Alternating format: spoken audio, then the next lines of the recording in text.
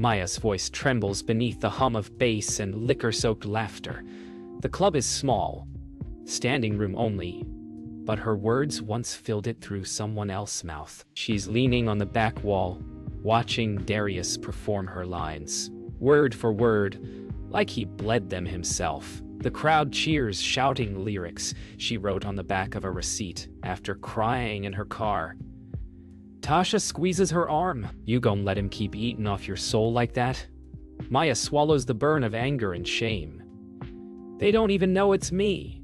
Darius catches her eyes mid-bar, smirks, and turns away. That's when it hits. Being invisible hurts more than being wronged. But something inside her starts to shake, like her silence finally cracked open. She doesn't know it yet, but tonight, the echo will learn its source. Outside, the air is cold and biting. Maya leans against the brick wall, the bass still pulsing faintly through it like a heartbeat she's trying to escape. Tasha follows, lighting a cigarette with a flick that sounds like thunder in the silence. You really gonna let him do that? Maya doesn't answer. Her breath comes out in clouds. The parking lot glows orange under flickering sodium lights, the kind that make everything feel faded. You wrote that for him, didn't you? Tasha presses. Maya finally looks up, eyes fierce and wet. No, she whispers. I wrote that for me. At home, Maya sits at her small desk, surrounded by unpaid bills and scribbled notebooks. The sound of Darius' song plays faintly from her neighbor's window, the same words she wrote. She opens her laptop, hesitates over her social media page, then closes it again. The cursor blinking feels like it's mocking her. Miss Eloise's framed church photo sits by the lamp. Maya stares at it and whispers, You told me my words could save me. So why do they keep hurting me first? The next evening, Tasha drags Maya to an open mic at a downtown cafe. The crowd's small, mostly poets with day jobs and big hearts. Maya keeps shaking her head, but Tasha signs her up anyway. You ain't gotta be famous, Tasha says. Just be real. Maya watches the stage. One mic, one stool, one chance. The MC calls her name. For a second, everything freezes. She stands, heartbeat loud enough to drown the applause. Her voice quivers at first, cracking like she's still hiding behind Darius' shadow. But then something changes. Her rhythm catches, her tone deepens, and the words finally sound like hers. They told me I was a side note. Funny how silence can make a chorus. The crowd falls silent, then leans forward, drawn into her pain-turned melody. Maya closes her eyes mid-verse. In that moment, she isn't invisible. She's the subject. The applause comes like thunder, hesitant, then roaring. Darius' echo fades away. A week later, Maya's phone won't stop buzzing. Her performance clip, the one Tasha posted, is spreading fast. DMs from strangers, comments saying, "Who is she?" flood her feed. She scrolls until her chest tightens. Darius just dropped a new track using the same poem again. Chopped and flipped. No credit.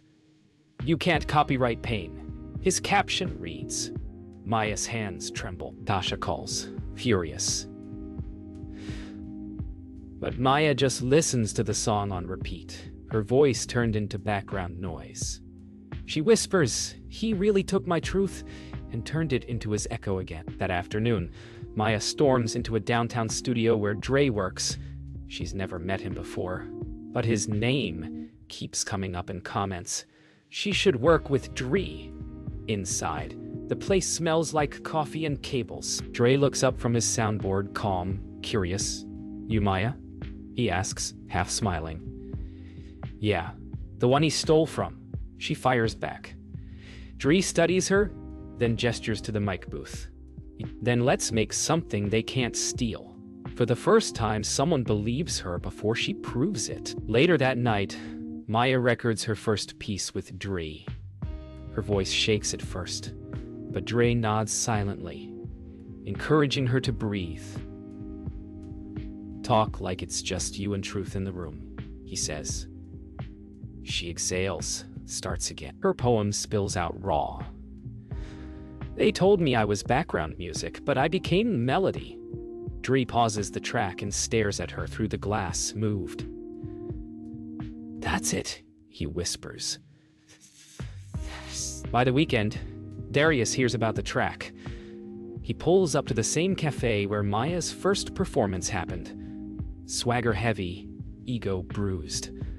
Maya's outside, signing a fan's phone case when he approaches. You finally getting shine off my song. He mocks. She turns, calm but steady. Funny, she says. I don't remember you writing it. A crowd gathers as tension sharpens like a blade. Darius laughs, but his eyes flicker. For the first time, he looks unsure. That night, Maya uploads her new track. Side note, Live Truth Mix. Within hours, it starts climbing local playlists. Comments flood in. This, the real version, she snapped. D-Lock who? Maya scrolls through them, tears welling as she laughs softly. Tasha sends her a voice note. You did it, sis. You turned his echo into your song. Maya leans back, phone glowing against her face, whispering, I ain't just the subject. I'm the sound. The city can't stop talking. Maya's poem-turned-track is everywhere. Coffee shops, car radios, open mics. But with the rise comes the shadow. Darius starts posting slick videos, twisting her story, calling her ungrateful. The comments get ugly. Maya scrolls through hate and praise, both hitting deep. Tasha shows up at her door, phone in hand. He's using you to trend again. Maya sighs, voice low. Then, I guess I gotta stop whispering. She grabs her hoodie and notebook, eyes sharper than before. They meet at the block party. Tasha's idea. You gotta face him where everybody can see. The night buzzes with music and fried food smells. Darius spots Maya before she spots him. Here come the poet with her pity parade, he says loud enough for the crowd. Phones rise instantly. Maya steps forward.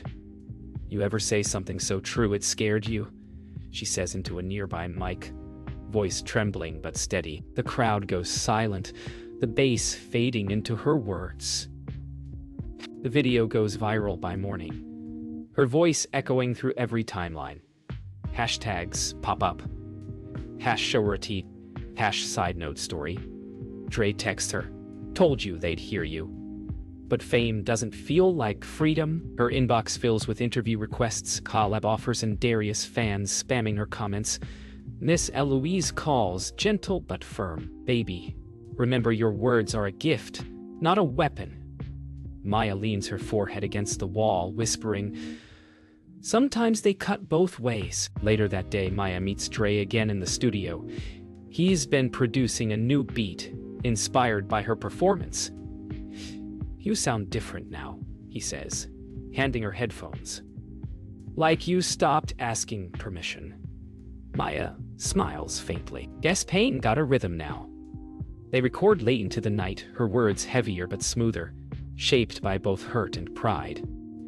Dre watches her through the glass, admiration soft in his gaze. As the night fades into dawn, Maya steps outside the studio for air.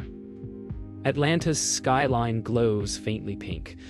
The world's still quiet. Tasha texts, they talking about you again. Good this time. Maya types back. Let him. She breathes deep, feeling both peace and fear. Fame is no longer the dream. Being heard is. Somewhere behind her, Dre plays her latest take on repeat, the sound rising through the cracked studio door like prayer. 2 weeks later, the city feels like it's humming to her name. Radio hosts quote her verses. College girls recite her lines in TikToks. Maya scrolls through clips of strangers saying words she once whispered into an empty mic. Dre calls her to the studio again. This time with business people in suits. They want to feature you on a poetry album crossover, he says. Maya's voice catches. Me? Dre smiles. Yeah, you, the subject. For the first time, she doesn't shrink from the light. She steps into it. That night, Tasha throws a small rooftop celebration. Music thumps low, laughter rising into the city air. "You famous now, sis," Tasha jokes, raising a plastic cup. Maya laughs, shaking her head. "Nah, I'm just finally being heard." They watch fireworks bloom across the skyline, reflections shimmering in their eyes. "You remember when you said I'd never go viral?" Tasha teases. "I said you'd go vital." Maya corrects, smiling. There's a difference. Darius watches from his phone in a dim car, parked outside the same club where it all began. Her voice plays through the speakers. Polished, powerful, undeniable. He scrolls through comments. "She bodied him. Duty, lock, who?" The bitterness hits deep. He grips the steering wheel, muttering, "That should have been me." For the first time, he realizes fame without truth is just noise. At a local radio station, Maya sits across from the host. Mic close, headphones on. "You came out of nowhere," the host says. "What made you speak up?" Maya smiles softly. Silence got heavy, words made it lighter. She recites a few bars live on air, her voice calm and electric. Dre listens from the control booth, his head nodding. When the interview ends, Maya looks up at him through the glass. "Feels like my sound finally fits the space," she says. After the interview, Maya steps outside into the night. Flashbulbs flicker. Photographers, small-time bloggers, and fans crowd her with questions. She pauses, smiling softly, not overwhelmed, but centered. Tasha's voice echoes in her head. "Don't lose yourself in their noise." Maya looks into one camera, says gently, "My story ain't about fame, it's about finally being heard." And she walks off, calm, graceful. The city lights stretching behind her like a crown. Success moves fast. Faster than trust can keep up. Maya's name is everywhere now. Podcasts, playlists, morning shows. But so is Darius' resentment. He drops a diss track overnight, spitting venom, calling her fake, ungrateful, ghost with a mic. The internet eats it up. Dre's phone buzzes non-stop with interview requests and damage control. Maya sits in his studio, scrolling through comments that twist her truth again. "They love the drama more than the art," she mutters. Dre says quietly, "Then give 'em something real." The fallout spreads. Comment sections become battlegrounds, fans arguing about who owns the words. Maya logs off, seeking quiet. Miss Eloise calls again, voice heavy with motherly calm. "Don't let noise steal your purpose, baby." Maya stares out her window, voice trembling. "I just wanted them to hear me, Ma. Not fight over me." Silence lingers, soft and sacred. "Then remind them why you started," her mother says. "Remind yourself, too." Dre sets up a listening session for Maya's next project. No filters, no edits, just truth. The room fills with a few close friends and local artists. Maya performs live, no backing track, no auto-tune. Her voice cracks midline, but nobody looks away. She finishes with silence so pure it feels like prayer. The crowd doesn't cheer right away. They breathe with her, holding that sacred pause. Dre whispers, "That's how you win. Not louder, but realer." Meanwhile, Darius's own circle turns on him. Producers drop him from projects. Blogs stop posting his name. In a dark studio, he scrolls through old photos, him and Maya laughing once before everything. His reflection stares back from the screen, empty. "Guess she was the sound," he murmurs, voice breaking. The silence that follows feels like punishment. Maya walks home late after her session, streets slick from rain. The city feels quieter now, like it's exhaling with her. She stops under a streetlight, closes her eyes and listens. The hum of cars, the wind, her own heartbeat steady again. Tasha's text pops up. "They still talk in mess, but you sound at peace." Maya smiles faintly. "Let them talk," she whispers to herself. The subject already spoke. Weeks pass. The world moves on to new trends, new voices.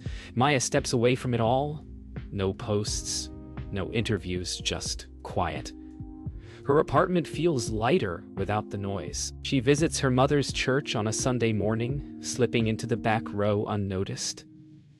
Miss Eloise plays the piano up front, the sound soft and steady, like prayer wrapped in melody. For the first time in months, Maya doesn't feel the urge to speak. She just listens. After service, Maya walks up to her mother, who stops playing but doesn't speak. They just stand there. Two women, two versions of strength. Finally, Miss Eloise smiles. Sound don't always come from noise, she says, resting a hand on her daughter's shoulder. Sometimes, baby. Silence sing too. Maya breathes deeply, tears welling, then laughs softly. Then I guess I finally found my rhythm. That evening, Maya walks through her old neighborhood. The same corners where she first dreamed of being heard. Kids play in the street, blasting her song from a speaker. She pauses, smiling, realizing she doesn't need credit anymore. The sound lives beyond her now. A little girl spots her and yells, "You, the poem lady." Maya laughs, kneels down.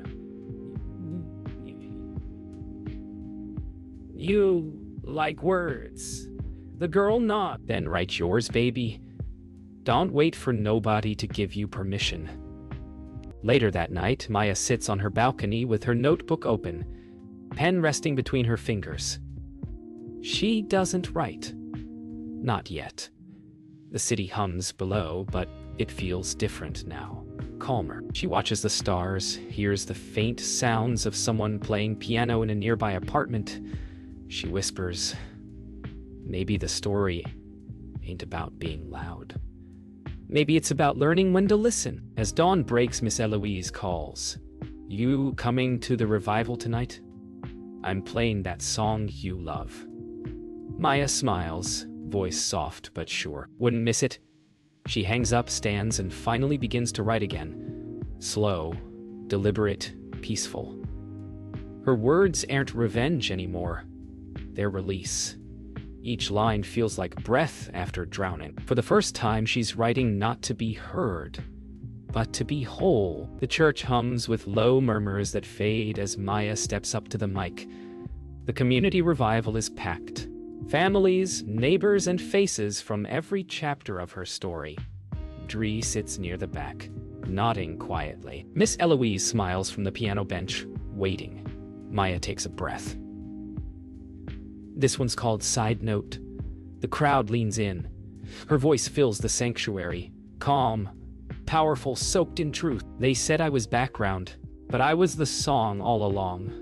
The words echo like scripture, washing over everyone. Her performance ripples across social media overnight. No promo, no press, just authenticity.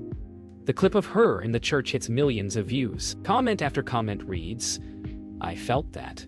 That's soul." Maya watches the video once, smiles faintly, then closes her phone. She doesn't need to read more. She finally knows who she is. Her silence speaks louder than the applause. Darius sees the video too. He's sitting alone in that same car outside the club again. Headlights off, engine silent. For the first time, he doesn't feel envy, just understanding. He nods once, whispering, "She did it right." He scrolls to her page, hits follow, and drives away slowly, fading into the city's glow. The past finally loosens its grip. Back at home, Maya sits with Miss Eloise on the porch, sipping tea as crickets hum. "You proud of me?" Maya asks softly. Miss Eloise chuckles. "Baby, I've been proud. I was just waiting for you to catch up." They laugh together, their voices blending with the night air. Maya leans on her mother's shoulder. "Guess it's true," she says. "I ain't no side note." Miss Eloise smiles, eyes glistening. "You never were." Days later, Maya stands in the same empty cafe where it all began. The mic is gone. The lights dimmed. Just echoes of her past self, lingering in the air. She places her notebook on the table, smiles, and walks away, leaving the pages open, her story complete. The camera pans slowly to the open book, where the final words read, "To anyone ever silenced, your voice still exists. Speak when you're ready."